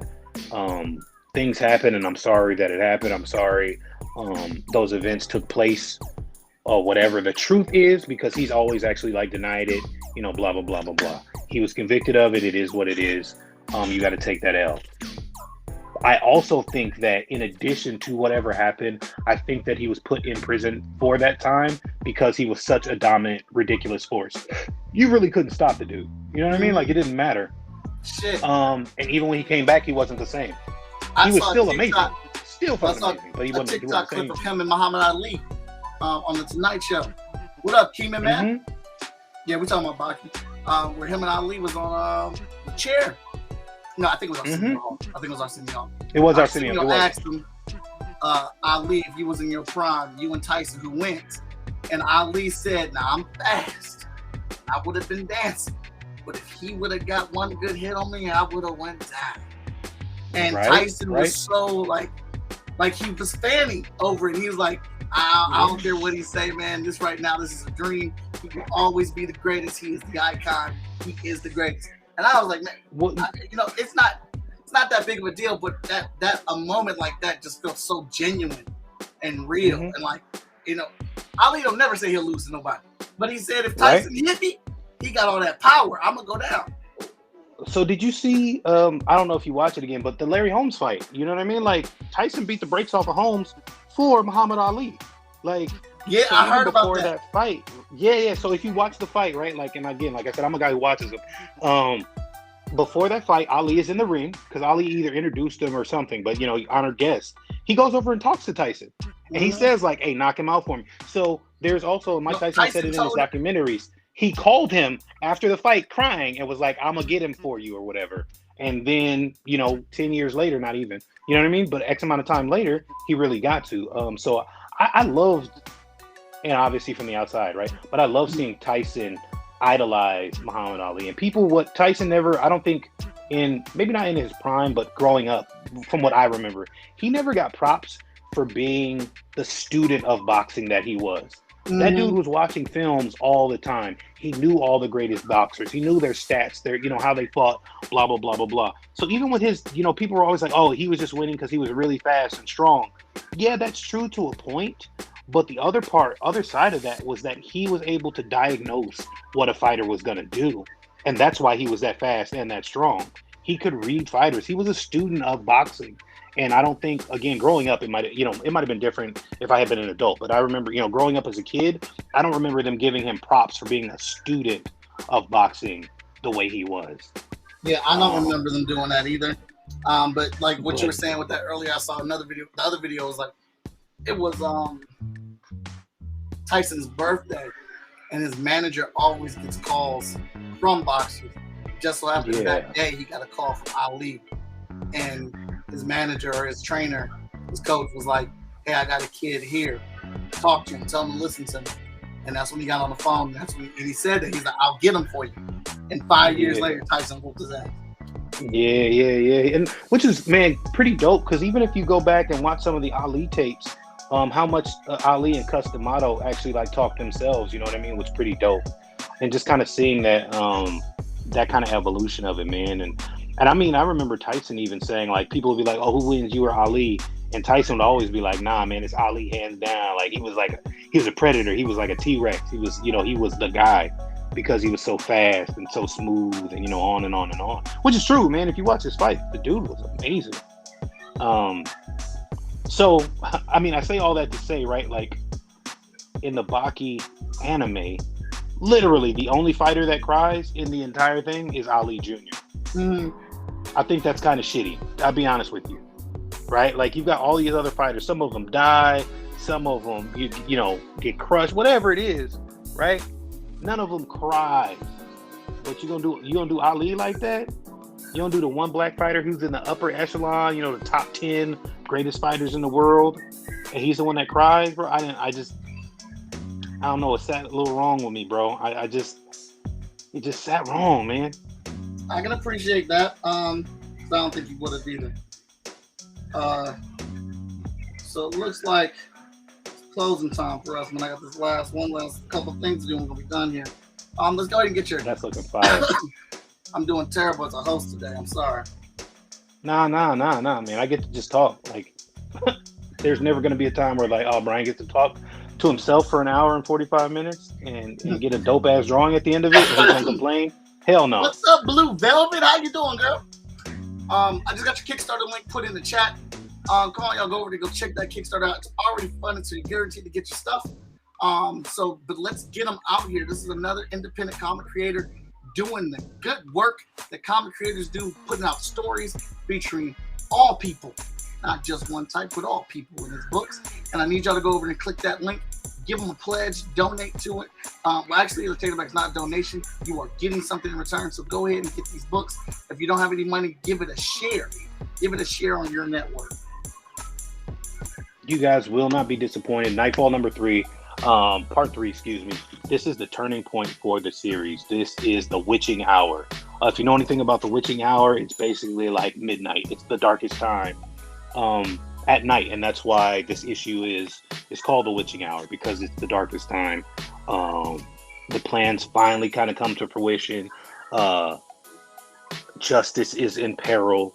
Lux is in peril. The rest of our heroes have not come together, will not come together. So, what are we going to do? Night is not only fallen, it's not only here, but it is taken hold, and it doesn't look to let go soon. So Merlin and his crew are doing their thing. And like I said, it's just going to be a real fun romp. We're going to release issue 4 and 5 in 2022, early 2022. We are going to get these to you guys. We can't wait for you to read the rest of the story.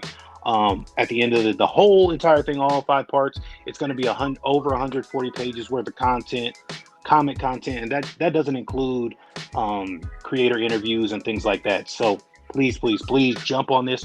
We're live until Thursday. I just can't wait to bring it all to you guys. Awesome. Oh, Velvet, we're doing good, man. We just out here geeking out, chilling, drawing. Hey, you don't have to send me the 30-second time lapse too, bro. Okay, yeah, I got you, man. If you can. Yeah, I can. I definitely want to put this on the wingless page, bro. Yeah, no problem. No problem at all. Appreciate Another that. fun piece, like I said, go check my man out. Nightfall Part 3. Of course, he's got tiers on there to get you Part 1 and Part 2. You got that digital catch-up, boys, only 15, right? Yeah. That's the ticket. That's the one. Every little bit helps, man. Ain't nobody asking y'all to go down there and drop a hundo on them. If you want to do that, though, go ahead and do that. We ain't gonna say no. But I feel like there's a tier for everybody. That catch-up tier is $15. You get all 3 chapters digitally. And we got 2 more chapters after this, Brian? Yes, sir. 2 more chapters, 50 more pages. Let's go. I actually thought this was gonna take me longer tonight. I actually wasn't sure, man. I thought you were only gonna honestly do like 2 characters, and then when I saw 3, I was like, oh man, we might be here for a minute. But no, man, it seems like you didn't speed through it, man, but you flowed through it, man. It was, what is it? Smooth is slow, slow is fast, or slow is smooth, smooth is fast, some shit. Something cool like that. You know what I mean? Thanks for coming over here and kicking it with me for a little bit, Blue Velvet. Man, I appreciate seeing you. Thank you, Keeman. Daniel got off. I wanted to say something about he was talking about DC movies. I'm a big fan of DC movies, man, and I know a lot of people aren't, but I'm an advocate for the Batfleck movie. It needs to happen. I need Zack Snyder to get his Justice League 2 and 3 movie, and I need Man of Steel 2, man. Look, man, honestly, I mean, I know they're doing it, and they already got the Robert Pattinson movie. I'm not really a fan of it, to be honest with you. I'll probably end up seeing it, but I'm not really geeked up about it. But I definitely need that Batfleck. Man, him versus Deathstroke, I can't wait, bro. I cannot wait. They better do it. If they don't, they just dropping the ball. I'm excited to see the Flash movie because I think it's gonna fix a lot of stuff too. But Michael Keaton and Ben Affleck is gonna be in that. So, I mean, you got me. I'm there. I'm here for it. Bro, I watched Michael Keaton. Well, I grew up on the Michael Keaton Batman. He is the reason that I love Batman as much as I do. I've always liked Batman, but that Michael Keaton stuff took it to a love level. Like, I got the iron die-cast Batmobile. You know what I mean? Sitting over there. I got the remote control Batmobile, 1989 again, sitting over there. You know, again, man, he was a standard, bro. Honestly, and it was a dope movie. To me, that movie still holds up. Like, I know people like the grittier Heath Ledger and blah blah blah blah blah, right? But like, Heath Ledger was a good Joker, but that wasn't a Batman movie. The Michael Keaton Batman was still a Batman movie, and you had a dope ass Joker. Mm-hmm. Dude, I take nothing away from Michael. Jack Nicholson's Joker, he was the GOAT for me until I saw Heath Ledger. And that's part of the reason why I don't like the Dark Knight movies, specifically Dark Knight Returns, because Joker, I'm cheering for Joker in that movie. And I should never be cheering for Joker in a Batman movie. Like, y'all did something wrong. I don't know what y'all needed to do, but y'all needed to fix it. Like, that Joker still needed to shine. For me, Heath Ledger took that title. Killed it, and he stole the damn movie completely from Batman. Like, it made me notice things about what's his name? What's the boy's name? Christian Bale. It made me notice things about Christian Bale's Batman that I did not like. Absolutely, I just couldn't stand it. But then you get Ben Affleck, dude, in Justice League, in Batman versus Superman. He had the stature, he had the walk, he had the atmosphere, he had the voice, and the way he moved, or the way they projected him to move, like, that's where I saw, like, I could see people saying the Batman and how he's a myth, and he's the boogeyman in the night coming for you. I thought everything about that. Then they got his fighting correct in that movie, bro. Like, look, that Batmobile, I don't give a shit with anybody. Again, I actually like Batman vs Superman. I honestly, until like the third act, it falls off the rails in the third act a little bit, but I still enjoy it, and I know why it went where it went. But that Batmobile car chase, amazing, bro. And at the end, do you bleed? Like, he's Superman literally just pinballed his car right into a building, and he's like, okay, stands up, looks him in the eye, like, do you bleed? You're gonna bleed. Like, what? That's the Batman that you're used to, right? Not the Joss Whedon, I'm gonna make jokes, blah blah blah. You know what I mean? Dude, that made me so mad, because I was like, Batman only tells a joke once every 2 years, man. Right? Like, right? Like, it's just like, ain't nobody tell you to fix Batman. There was nothing wrong with Batman. Right? Let him deadpan everybody. That's what makes the joke, bro. Is that he doesn't. I was so mad. Like, don't get me started. But then the Zack Snyder and that last battle scene with Batman, with the whole Justice League or whatever, against the Parademons, I felt like they brought him back around with that. I was like, see, this is the Batman that we need to see when he's fighting alongside the Justice League. This makes sense. But I got to give it up, man. While I still had a couple issues with Zack Snyder's Justice League version, it was 1,000 times better than Josh Whedon's, man. 100%. And DC should and I agree with you. Just roll with that. Yeah, right. And so don't get me wrong, I will give them a little bit of leeway only because Zack Snyder's original script, it was out there. It was like it was a little off the rails itself. And I think that he was lucky in that Joss Whedon sucked so much, because then he could go back and fix the problems that he was going to have with his script. You know what I'm saying? And he just got to make a better movie, so he gets props for it. And I give him props for doing that, because that's a smart way to handle it. But at the same time, like, I mean, realistically, DC just shit the bed. Not even DC, and DC always gets shit on for that. It's not DC, man. It's Warner Brothers. Warner Brothers. It's absolutely Warner Brothers screwed that up. It's not DC. People are like, oh, I hate DC movies. And DC sucks, and it's like, nah, it's not DC. It's Warner Brothers, and it's always been Warner Brothers that fucks that up. A lot of people don't realize that. Like, DC does not control their comic books. Warner Brothers does. And Warner Brothers just has it in their head because they've been around for 80 damn years, and they make movies that they know how to make comic movies, and they don't. Not at all. They don't. Not at all. Like, if they were smart, honestly, they would really probably, what I would do if I was in their position, right? I would either give it to Zack Snyder or let him do his thing, but he may be burnt out on it. If I didn't do that, I would give it over to Bruce Timm, and I'd let Bruce Timm be the Kevin Feige and hire different directors. Because again, what Bruce Timm, and I know that Warner Brothers and Bruce Timm have issues, but what Warner Brothers did for DC animated films, you can tell the difference in the ones he's got his hands on and the ones when he doesn't have his hands on. Yep, absolutely. Because the quality is completely different.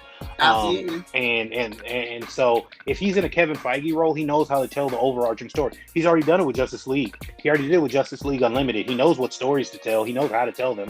Just get the right directors to go in and, you know what I mean, and do the minutia. And that's how you do it, as opposed to doing it with like Jeff Johns. Jeff Johns is a Silver Age fanboy. I like Jeff Johns stuff, but at the same time, at the end of Jeff Johns, his beginnings are pretty cool, but then his endings always suck, in my opinion. Like, because it always goes back to like the Boy Scout Superman, or you get the Batman Superman composite robot, bro.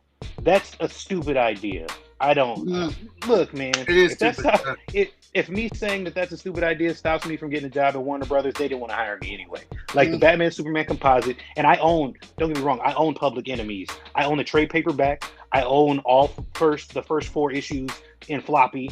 I own the movie on Blu-ray. Like, I love it to death. That don't mean it's not stupid. You're absolutely right. I agree with you. Well, we're going to go ahead and close it up tonight. I want to thank my man, Brian Lambert, being on here from Windows Comics. Again, go check them out. And I'm going to give you my rules for Kickstarter as I put this link in the chat one more time. I know times are hard. I know times are hard. So if you don't have any money, that's fine. That's okay. Take the Kickstarter, give it a share into your network, because we appreciate that just as much as well. Now, if you are low on money, we'll take $1. $1 helps. Dollars stack up. They build up. That's foundation. We're not going to turn $1 away. And then the third way to do it is, if you got the money, go ahead and pick your favorite tier and get what you want off the Kickstarter. But remember to always share and advocate for it, because our voices don't get heard unless you guys share it out there to your audience. The more people that know about us, the more we get to make comic books. And of course, the more money we make on Kickstarters, the more comics we get to make. Because, we're all just down here in our basements doing this art and trying to make it happen. Right. All right. So I want to thank everybody for tuning in. Episode 171 of Chat and Draw. Boy. I will tell y'all, episode 200 is when I'm going to probably launch the Chat and Draw Volume 4. So that bad boy is going to be extra big. It's going to have damn near 100 illustrations in it. So looking forward to it. Thanks for kicking it with us tonight. Hope you guys enjoyed the show, and we will check y'all later.